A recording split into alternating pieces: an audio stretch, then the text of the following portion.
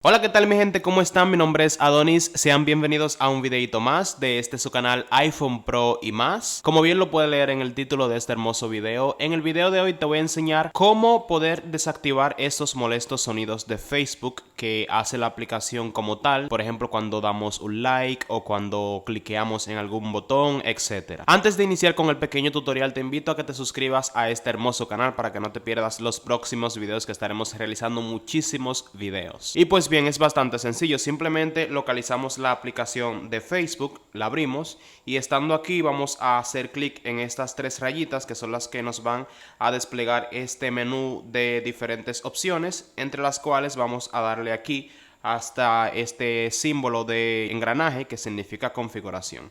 Una vez estando aquí vamos a localizar la opción que dice contenido multimedia, como pueden ver aquí, le damos y la primera opción que nos va a aparecer va a ser precisamente esa, sonidos en la aplicación, que es la que hace que todo suene dentro de la aplicación de Facebook. Les voy a demostrar. Si estamos aquí, como pueden ver suena.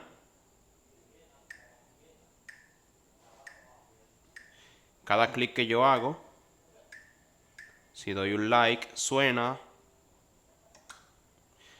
Entonces, casi siempre las personas quieren como no tener ese tipo de sonidos y esa es la forma de hacerlo. Aquí en sonidos simplemente apagamos y automáticamente cuando hacemos clic ya la aplicación Facebook no va a emitir ningún sonido. Quizás ustedes digan, bueno, una forma más fácil de hacerlo es colocando el iPhone en modo silencio. Sí, eso de hecho sí funciona. El problema es que hay veces que queremos tener el celular entero en modo de sonido, o sea que sí queremos escuchar otras cosas en nuestro celular, pero como lo que queremos solamente tener sin sonido es el Facebook, esta es una manera bastante simple de hacerlo dentro de la misma aplicación. Así que nada chicos, esto ha sido todo, espero que te haya servido este pequeñísimo tutorial. Si sí fue, no se olviden de dejar su manita arriba, que me ayuda bastante en el crecimiento de este canal y de estos videos. Nos vemos en una próxima entrega.